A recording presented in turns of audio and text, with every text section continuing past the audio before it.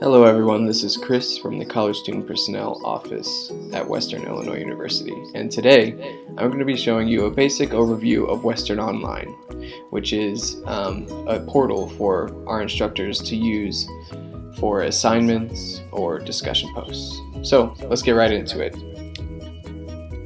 I've got a window open over here, as you can see, and the quickest way that I usually find WesternOnline is through Google. So I type in WesternOnline, and it's usually the first one that pops up. So you'll see that's westernonline.wiu.edu. So we're going to go ahead and click on that. Now, as you can see, it's going to take you to the central sign-on, which requires your ecom username and password. You can find more information about obtaining your ecom username and password in another video found in the FAQ section of this orientation webpage. But for now, I'm going to be entering in mine so that we can log in.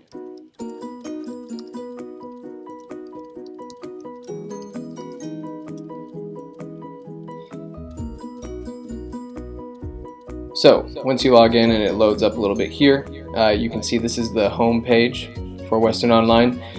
It'll practically look the same for everyone except for the classes up here.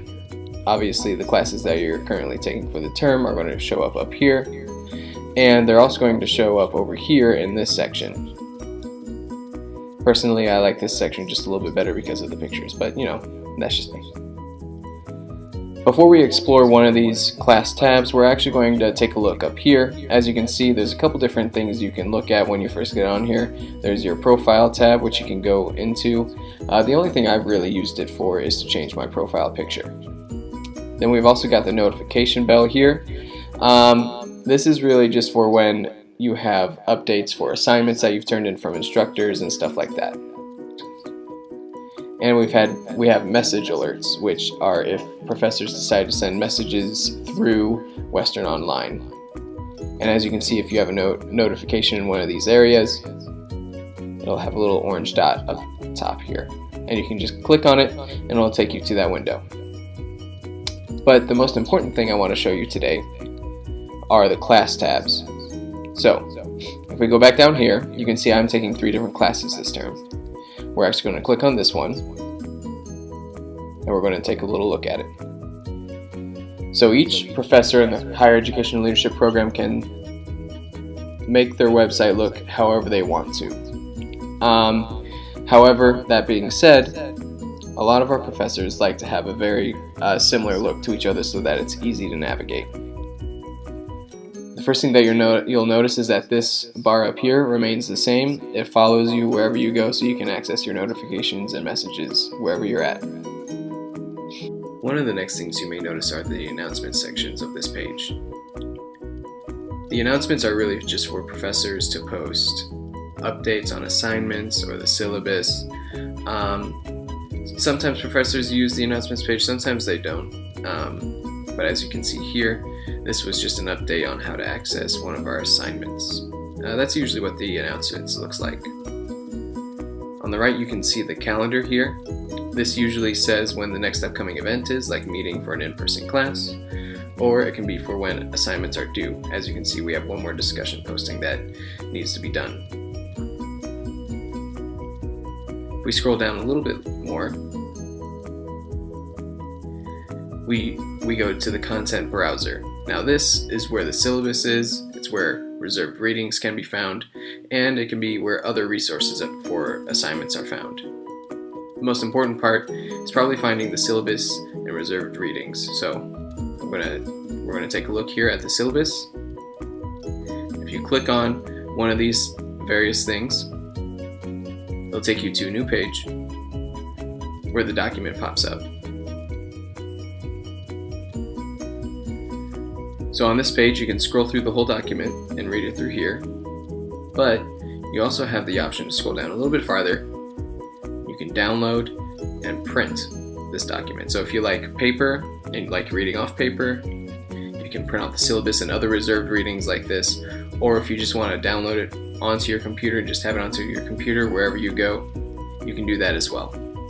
This is how it is for the syllabus, it's how it is for all reserved readings and anything that's in document form. So if I press the back button here, We'll go back to this page, and we'll go to one of the reserved readings. One of the reserved readings we talked about was generational studies, so I'm going to click on one of those. And as you can see, it's the same sort of format. The document pops up. You have the option of scrolling through on the website and reading it here. Or you can scroll a little bit down. You can see that weirdly the print button's not here, but that's okay because you can still download it onto your computer and then print it from your computer. One last thing I want to show you in this basic tutorial, I'll go back to the course home, is the discussion board. Sometimes there will be notifications over here on the right side of the web page. However, there's not any notifications about discussion boards today, so I'm going to show you the long route to get to there. So what you're going to want to do is come up to this purple tab here. You want to go to the communications portion. Then you're going to go down to discussions. As you can see, there's a lot more here in terms of what you can click on and use. However, a lot of professors only use the discussions tab of this portion. So we're going to click on that. And it'll bring you to the discussion page. As you can see, we've had quite a few different discussions in this class throughout the weeks.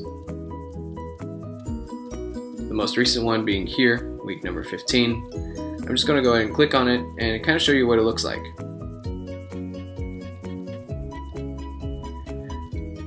This week's discussion was about low-income students, and it was also about veteran students. So as you can see, a lot of the titles sort of demonstrate this. And for this class in particular, we are each required to make a discussion post pertaining to the topics of the chapters. It can be anything we want to talk about, and it can also usually incorporate our current work.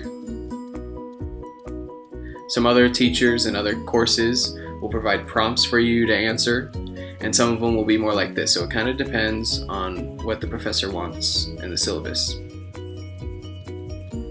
We each make a discussion post, and then we are also required to reply and create discussion with each other. As you can see, some of these have 2 replies. It also tracks how many views each of the posts have.